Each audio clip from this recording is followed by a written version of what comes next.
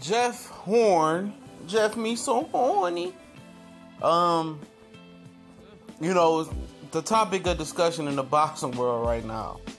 Good, bad, and ugly, I would guess. This is your boy CJ Goodfield with the Boxing Clinic. Shout out to the LDBC. Good, bad, or ugly, whatever you want to say about Jeff me so horny. And definitely he's the oyster on a platter in the box world right now. I think he's the hottest thing smoking right now in the sport of boxing.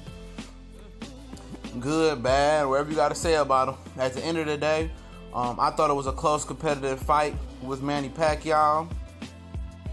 I don't know if I'm going to go as far as say you can win either way, but I don't have an opinion here because I didn't score the fight. I have to go back and score the fight, and maybe we can do a scoring review about, how I did the fight. I said I was going to start posting my scorecards. I got to start getting consistent on that, but, which way, does Jeff Horn go from here? And I'm exactly tell you which way Jeff Horn is going to go. It's one main possibility. It's two possibilities that can happen. Okay, before I get into the mainstay, it's the fact that he can rematch Manny Pacquiao. Now, I did a video on Facebook, the Boxing Clinic live video, the last live video I did. Go check it out, and it explains all of the situation of how sticky Bob Arum is. I said I wasn't going to talk about it no more. So the live video was on Facebook. Go check it out. It's almost 30 minutes long. I didn't mean to go that long, but it's a lot of information that if you're really interested in why Bob Arum hung Pacquiao to dry, it's there. You know what I'm saying? And let's get into it. To me, there are 5 guys for for Horn's next fight, including Pacquiao. We know possibly the rematch. Pacquiao is thinking about retiring. Freddie Roach told him to retire after he fought Jeff Horn again. They said that they didn't prepare. It's the word coming out of Pacquiao camp from Michael Collins and Bob Arum that they didn't prepare or watch film of Jeff Horn, and that's on them. They fucked themselves, because when I watched Jeff Horn and I told people that Jeff Horn was a hell of a fighter and a solid fighter for a guy who started late in boxing and for a guy who only had 16 pro fights, I said he was a good, solid fighter. Also thought he was very durable and had a chin because he took a lot of big shots from Randall Bailey as well. People laughed at me.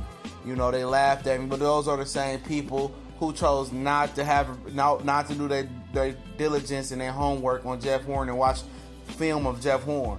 Take a small part of your day and watch film of Jeff Horn, and you would have seen that this kid has some type of balance, fluidity, and has some type of talent in the sport of boxing.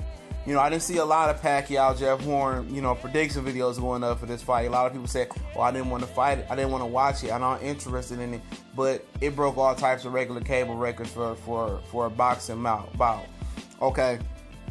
Other than Pacquiao rematch, which I think Pacquiao, he having the WBO, they want him to investigate the scoring, which they will not, because the WBO is an extension of Top Rank and Bob Arum. They work hand in hand together. But, there's 4 guys that he could potentially face. One of those guys is Jesse Vargas. Jesse Vargas has been having promotional issues, according to him. There's been some hang-ups. He didn't get specific about what those issues were. He's waiting to get back in the ring. And, I haven't looked at the WBO ratings. I told people I was going to look at them and post them. I've been bullshitting. But I'm pretty sure he's high in the WBO rankings. He just held that WBO belt as well not too long ago. And I'm sure that Bob Arum wouldn't mind putting Jeff Horn in there with him. Because, honestly, I know people like, what's does Bob Arum promote Jeff Horn? Absolutely not, though. But Jeff Horn doesn't have an American-based promoter that has the ties in America. And when you fight, when you're not a top-ranked guy and you fight a top-ranked fighter, just in case that you do win, Bob Arum says if you win, he has options on you on your next fight or your next couple fights. So that's how he rolls. He always has security. That's if you're wondering why, Bob Arum is now, working closely with Jeff Horn. Now, another guy that could be in the mix is Timothy Desert Storm Bradley. He's the guy that's been on the shelf. He's the guy that we want to see fight Amir Khan. Talked about fighting Miguel Cotto, moving up one more weight class, which I don't give a fuck to see. But I think Jeff Horn will make perfect sense. He's familiar with Jeff Horn now, so Jeff Horn won't sneak up on him. And for Jeff Horn, Timothy Bradley looks like a guy that his best boxing days has been behind him. So that's pretty much the cue for both of those guys. I think it will be a good, rough and tough fight. I think Bradley is a real rough and tough, rugged, and he can get his hands dirty type of fighter, just as Jeff Horn is. I think it'll be a good fight. A guy that's coming off a lot of inactivity in Tim Bradley.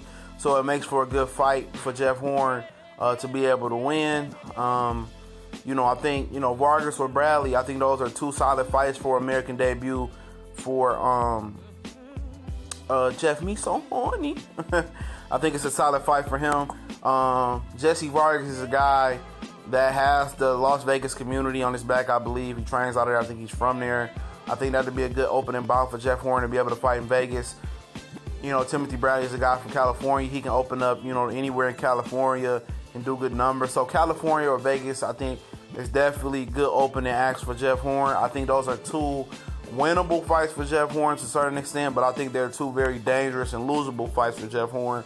Both guys potentially coming off long layoffs as well. Marquez is another guy who's been searching for another welterweight, for another title at welterweight, another weight class. I think he's a dark horse in there to get this fight as well. He's supposed to be having a tune-up, got pushed back. I don't know if he's still active, but I think Bob Arum can entice him to getting that belt off of Jeff Horn and possibly all three of these guys, except for Timothy Bradley. I'm going to tell you why. But Jesse Vargas and Marquez actually keeping those belts warm, or Jeff Horn if he keeps those belts and chooses not to fight any of those three.